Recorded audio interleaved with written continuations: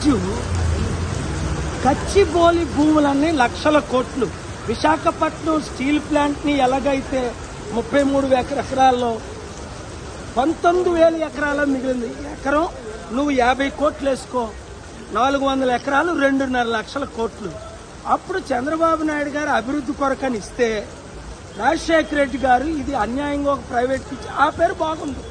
University భూముల మీద ఎందుకు పడ్డాడు ఈ రేవంత్ రెడ్డిని రాహుల్ గాంధీ? అరే నువ్వు యూత్కి న్యాయం చేస్తానన్నావు, మంచి చేస్తానన్నావు, ఉద్యోగాలు ఇవ్వట్లేదు, అభివృద్ధి చేయట్లేదు. సరికదా స్టూడెంట్ భూములు ఉద్యోగులకి ఇవ్వకుండా, స్టూడెంట్లకి ఇవ్వకుండా, ఫ్యూచర్ లేకుండా నువ్వు చేస్తుంది ఏంటి? లక్షల కోట్లు ఉన్నోడికి మళ్ళీ లక్షల కోట్లు ఇవ్వడానికి. అందుకే నేను ఈరోజు కోర్టులో వాదనలు విన్నాను. పబ్లిక్ ఇంట్రెస్ట్ లిటిగేషన్ ఈరోజు ఫైల్ చేస్తున్నాను. వచ్చే థర్స్డే మధ్యాహ్నం 2:15కి నా వాదనలు వినిపిస్తాను. ఈ భూములను కాపాడుతాం.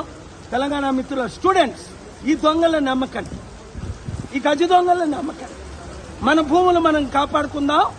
ఏ పొలిటికల్ పార్టీని నమ్మకండి. నేను మీతో ఉన్నా, మీరు నాతో ఉన్నారు, ప్రజలు మనతో ఉన్నారు, మీడియా మనతో ఉంది, దేవుడు మనతో ఉన్నాడు, సత్యం మనతో ఉంది. మనమే గెలుస్తాం. ఒకవేళ ఎవడైనా కొన్నా అదానీకి ఎలా బుద్ధి చెప్పామో 7 లక్షల కోట్లు ఆస్తి పోగొట్టి, అదానీ కంటే పెద్దోడు ఈ దేశంలో లేడు, అంబానీ కంటే, వాళ్ళ మీదే కేసులేసి గుండె గీస్తున్నా. అమ్ముతుంది మోదీ అయితే, కొంటుంది అదానీ అయితే, మా భూములు నువ్వెవడరా అమ్మడానికి? కొనడానికి వాడెవడరా? కమాన్ కబడదా. We will not spare anybody.